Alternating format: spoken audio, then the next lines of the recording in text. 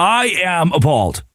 I threw up all over my house. My dog subsequently threw up. My girlfriend threw up after watching BYU and Baylor play basketball because they had G League, NBA professional players, full beards, fully grown, on the court, just dropping dunks on guys that couldn't compete.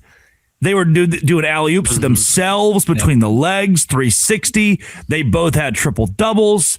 I am sick that we have ruined college basketball by giving Baylor an NBA player and BYU an NBA player. It's a conspiracy to give the religious schools a leg up to promote further religious propaganda in this country.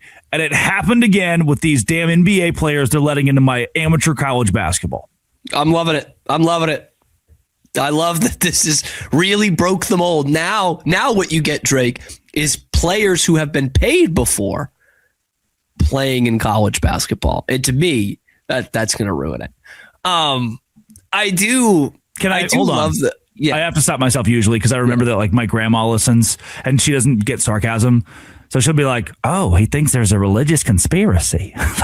That was sarcasm. Both the Baylor and BYU NBA guys, G League guys, didn't really do anything. Someone already hit pause before that disclaimer and is commenting right now. Yeah, as we speak. Like we've talked about this before. Okay, I'm not comfortable with this whole thing. NBA draft picks playing in college basketball. Yeah. And now I've had to defend it a little bit, but I don't like it. I don't. But I do think it's funny that people all had this idea that like, oh, this is fair. Baylor's going to bring in this NBA draft pick, and now they're going to just be at the top of the Big 12. It's like, no, dude.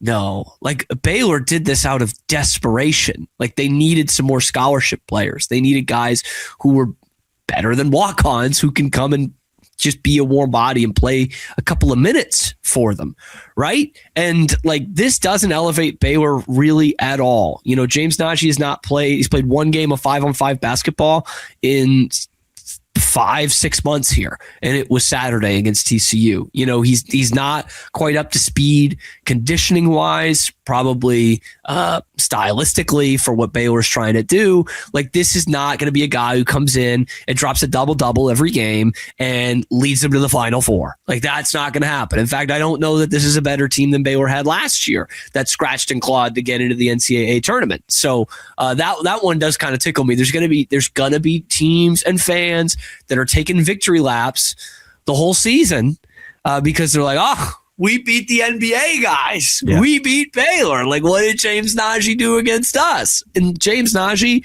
like, is like the 5th best player on the team. You know what I mean? That's where it's going to, I think, become a bigger distraction for Baylor than they probably bargained for. Like, do you think they're going to be caught off guard by how big a distraction this is going to be? Do you think they could have foreseen that? Well, the thing is, and this they had to know something was coming. Because it's not a slight to BYU, but this news broke 3 weeks prior that Abdullah Ahmed had joined the team at BYU and had played in the G League, and America was like, oh yeah, whatever. They're like, wow, it kind of sucks, but you're right. They just it was nothing. Baylor was the 6th school to do this. Yeah. Like, we're just doing what everyone else is doing because it's legal. And if BYU did it and no one said a word, then whatever, we'll bring Najee on board. And Ahmed, by the way, 4 points, 11 minutes against Kansas State.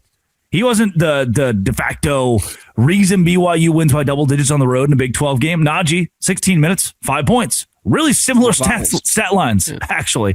Like, yeah, the guy goes in and maybe that's a piece of that. He had 4 fouls. Are the officials going to call his games differently? Is he going to get the NBA whistle now? Maybe. That'd be interesting. It's a wrinkle I hadn't thought about. Something to track, no doubt.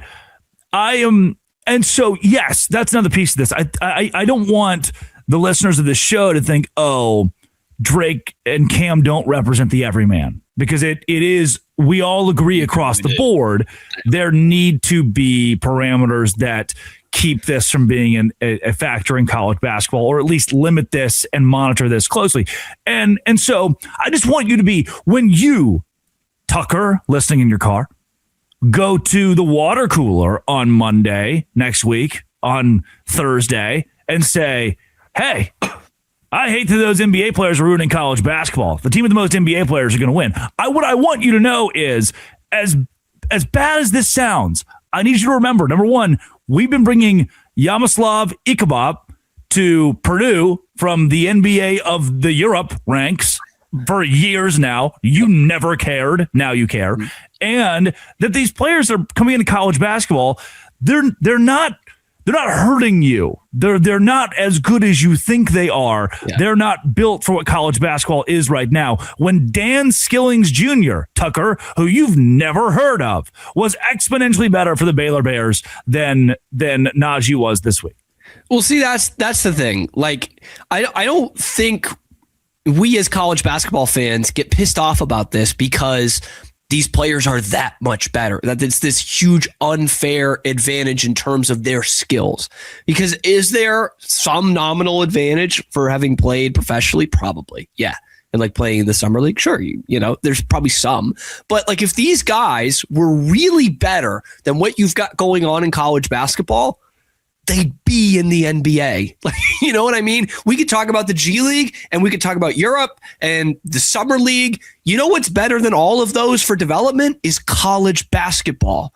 So if these guys were really like going to come in here and be studs of college basketball, they would have already been playing or they would be in the NBA. Like that's what I mean. It's like it's not so much an advantage or unfair because these guys are that good. They're NBA level. It's not that. It's their eligibility and them being able to come in. It's more, I think what people have a problem with is we just got to draw a line somewhere. You know what I mean? That's the problem more so than, this guy played in the summer league, so he could step onto the Charlotte Hornets right now. You know, clearly that's not the case. And so that's where I think a lot of fans are going to see that, Drake, and they're going to go a little bit more mum to these kinds of situations. You know, they're going to be like, oh, okay, well, this guy wasn't very good, so go ahead. And then that's a problem. Then we're still not drawing a line. But yeah, I loved this idea that James Najee is going to come in and be a double machine. And here comes Baylor. Look out, Houston. I don't think that's the case. By the way, I've watched more NBA because of the Drake Toll show on Westwood One, because I must talk about the NBA. Jokic was injured, by the way. I don't know if you saw that. What? Those words in a sentence meant nothing to me a week ago. It did nothing for me. Now that I've watched more NBA, I'll say it. College basketball is so stylistically different. I don't trust that these guys can come from the G League and play right away as a monster. Case in point. That has been proven. It's been proven. The NBA and college basketball are both played pretty differently. They're called differently. They're officiated. They're for sure. The time is different. There are so many things that are different. Way different. Yeah. Tempo, pace, all of that is different. Coaching. And so I don't think this is going to be near as big of a factor as many people are blowing it out of the water to be. Coming up, what is something that should be blown out of proportion and would be almost what should be blown out of proportion, almost assuredly and accurately, is the transfer portal gutting these rosters. Locked on Big 12.